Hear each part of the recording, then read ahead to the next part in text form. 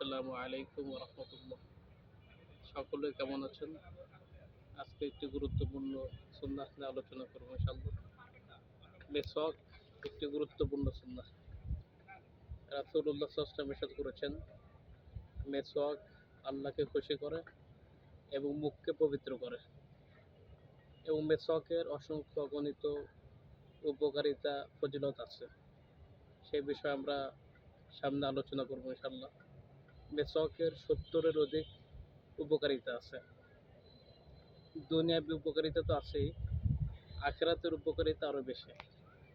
এই মেসওয়াক শুধু দাঁতকে পরিষ্কার করে না, দাঁতকে তো পরিষ্কার করেই, এবং ইমানের সাথে, দিনের সাথে, আখিরাতের সাথে বড় একটি সম্পর্ক আছে।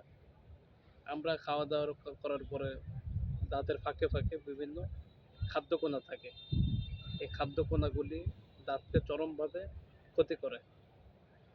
তো মেসওয়াকের দ্বারা ওই খাদ্যকণাগুলি চলে যায়, দাঁতকে পবিত্র করে, পরিষ্কার রাখে। এটা দুনিয়াবি ফায়দা। এবং রাসূলুল্লাহ সাল্লাল্লাহু আলাইহি ওয়াসাল্লাম সবসময় মেসওয়াক করেছেন।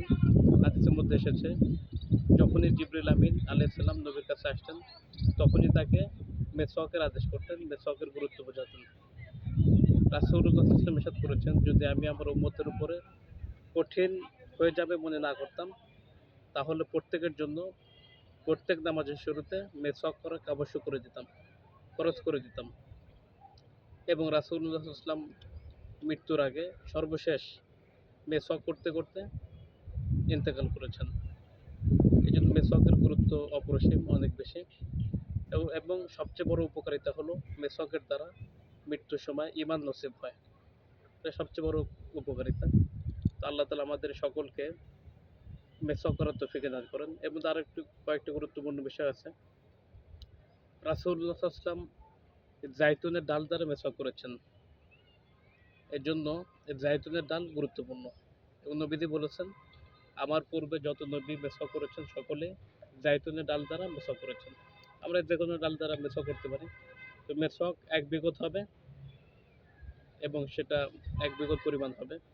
তো আল্লাহ তাআলা আমাদের সকলকে কথাগুলি বোঝার, আমল করার তৌফিক দান করেন। আমিন ইয়া রাব্বাল আলামিন।